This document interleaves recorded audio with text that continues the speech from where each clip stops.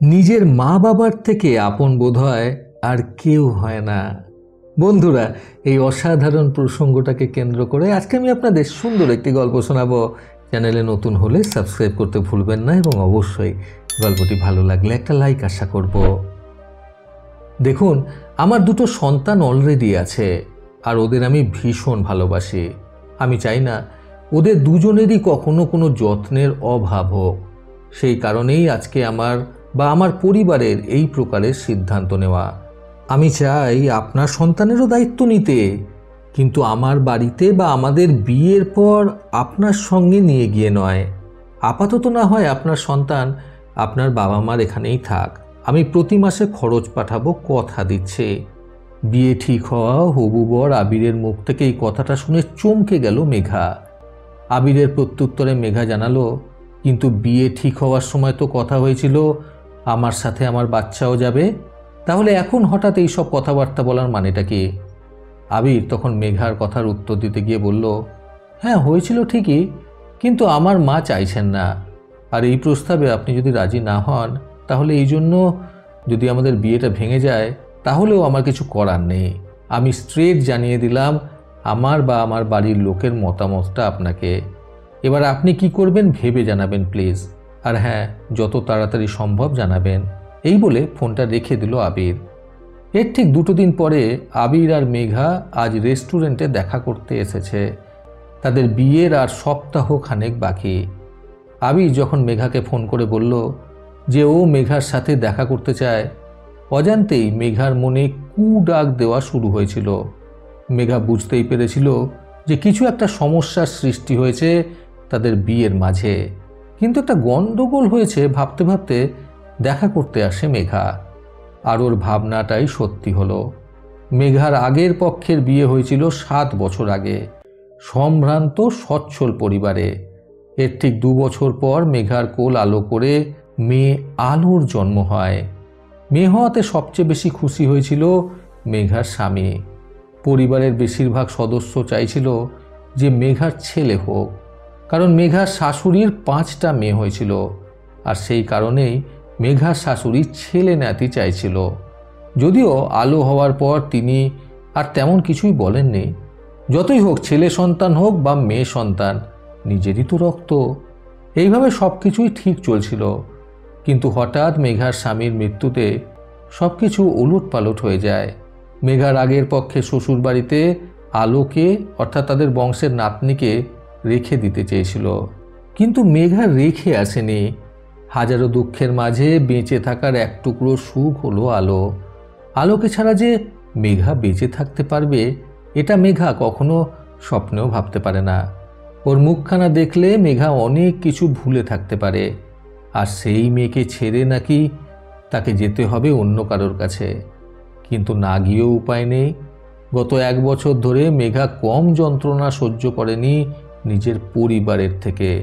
Divorcee বা বিধবা কোনো মেয়ে বাবার বাড়িতে থাকা কতটা যে কষ্টকর, তা শুধু ভুক্তভোগীরাই জানে। পরিবারের মানুষ ভালোবাসা দিলেও বাঁশ দিতেও কম ছাড়ে না। সুযোগ পেলেই তারা আঘাত করার জন্য উঠে পড়ে লাগে। মেঘার একমাত্র দাদার বউ, অর্থাৎ মেঘার বৌদি, মেঘাকে ভালোবাসে অনেকটাই, কিন্তু মাঝে মাঝে তার মুড অফ বা ব্যবহারে বুঝিয়ে দেয় অনেক কিছু। এবার প্লিজ বিদায় হও বোন। তাই এক প্রকার বাধ্য হয়ে মেঘা এই সিদ্ধান্তটা নিয়েছে। অনেক কষ্টে এই সম্বন্ধটা মেঘার মন মতো হয়েছে। আর আবির যে প্রথমে বলেছিল তার 2টো সন্তান রয়েছে, তার সন্তানদের সাথে মেঘার সন্তানও মানুষ হয়ে যাবে, এই কথাগুলো শুনে মেঘার খুব ভালো লেগেছিল। একটা আলাদা ভালোবাসা এবং সম্মানবোধ জন্মেছিল মেঘার আবিরের প্রতি। তখন ও ডিসাইড করে ফেলে যে আবিরের আগের পক্ষের সন্তানদের নিজের সন্তানের মতো ভালোবাসবে মেঘা। বিয়ের পরে আবিরের বাড়িতে গিয়ে তাদের 3টে সন্তান খুব ভালোভাবে মানুষ হয়ে উঠবে। কিন্তু হঠাৎ বিয়ের সপ্তাহখানেক আগে আবিরের এমন পরিবর্তন মেঘা বুঝতে পারছে না। তাছাড়া আবিরকেও মেঘার মোটামুটি ভালো লেগেছিল। রেস্টুরেন্টে দুজনে দেখা করার পরেও তখনও পর্যন্ত মেঘা ঠিকঠাক সিদ্ধান্তে উপনীত হতে না পারায় ওই দিন রাতে আবারও আবির মেঘাকে ফোন দিয়ে জানাতে চাইল যে মেঘা এই বিষয়ে কী সিদ্ধান্ত নিয়েছে। তখন আবিরের প্রশ্নের উত্তরে মেঘা বলল, আচ্ছা, আপনি যা সিদ্ধান্ত নিয়েছেন সেখান থেকে সরে আসার কোনো অপশান নেই? একটু ভেবে দেখুন না প্লিজ, যদি কোনোভাবে আপনার সিদ্ধান্তটাকে বদলানো যায়। আবির তখন বেশ ঝাঁঝালো কণ্ঠে বলল, না, আসলে প্রথমে ভেবেছিলাম সমস্যা হবে না, কিন্তু পরে ভেবে দেখলাম আমি আমার সন্তানদের জন্য বিয়ে করছি। সেখানে যদি আপনার বাচ্চা থাকে তাহলে আমার বাচ্চার প্রতি ফোকাসটা কমে যাবে, আর আপনি যদি আলোকে এ বাড়িতে রেখে আসেন সেই ভালোবাসাটা আমার সন্তানরা পাবে। দুঃখিত এইভাবে বলার জন্য, কিন্তু আমি আমার সন্তানদের ভালোর জন্য এইটুকু নিষ্ঠুর হতে বাধ্য হলাম। এই কথা শুনে মেঘা ফোনের অপর প্রান্ত থেকে হো হো করে হেসে ফেলল। তারপর বলল, তাহলে তো আপনি সন্তান নেই এমন কাউকে বাছাই করলেই পারতেন। আবির তখন বড্ড নির্লজ্জের মতো বলে উঠল, আসলে সেরকমই চাইছিলাম, কিন্তু আপনাকে দেখে, আপনার সাথে কথা বলে আপনাকে ভালো লেগে গেছে।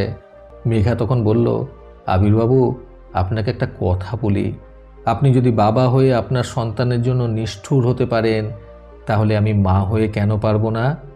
আর কে বলেছে আমার সন্তান আমার কাছে থাকলে আপনার সন্তানের প্রতি আমার ফোকাস কমে যাবে? বরং আপনার প্রতি শ্রদ্ধায় আমার মন ভরে থাকত। আমি শত কষ্টের মাঝেও আমার আলোর সংস্পর্শে সুখ অনুভব করি, আর সেই সুখটুকু রেখে আমি কিভাবে অন্য কাউকে সুখে রাখব?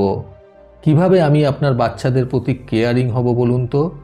আমার মেয়েটাকে ভুলে গিয়ে কিভাবে আমি আপনার সন্তানদের ভালোবাসবো একবার বলুন তো? আমি তো একজন মা, তাই আমি সব সন্তানকেই সব চোখেই দেখতাম। আর তাছাড়া আমি তো ঠিক করেই ফেলেছিলাম, যেদিন আমি আপনার বাড়িতে যাব সেদিন থেকে আমার বা আমাদের 3টে সন্তান হবে। কিন্তু আপনি আমার সেই ভুল ধারণা আর আমার সেই সিদ্ধান্ত ভেঙে চুরমার করে দিয়েছেন। এখন আপনি আমার সিদ্ধান্ত শুনে নিন। আমি আপনাকে বিয়ে করছি না।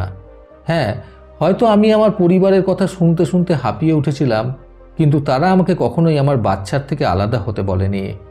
আজ যখন আপনার এমন সিদ্ধান্তের কথা তাদের জানালাম, তারা সরাসরি না করে দিতে বলল। এমনকি আমার বৌদিও আপনার মতামতকে অসম্মান জানালো। ধিক্কারের সাথে সবাই বলল, আপনি একজন সন্তানের থেকে তার মাকে আলাদা করে দিতে চাইছেন সরাসরিভাবে। আমাকে যদি এই পরিবার থেকে চলেও যেতে হতো, তবুও আমি আপনাকে মানাই করতাম, কারণ আমি আমার মেয়েকে ছাড়া কিছুতেই থাকতে পারবো না।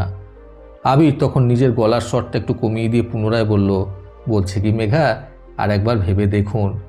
আপনি এখন রাজি হন, আমার মাকে বুঝিয়ে পরে না হয় আলোকে নিয়ে আসা যাবে, কি বলেন?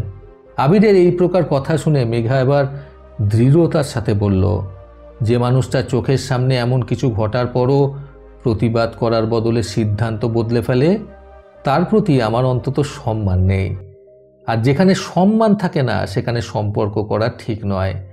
আপনি ভালো থাকুন আপনার পরিবার আর সন্তানদের নিয়ে, আর পারলে এমন কাউকে বিয়ে করবেন যার আগে পরে কেউ থাকবে না। এই কথা বলেই মেঘা আবিরের মুখের উপরে সরাসরি ফোনটা রেখে দেয়।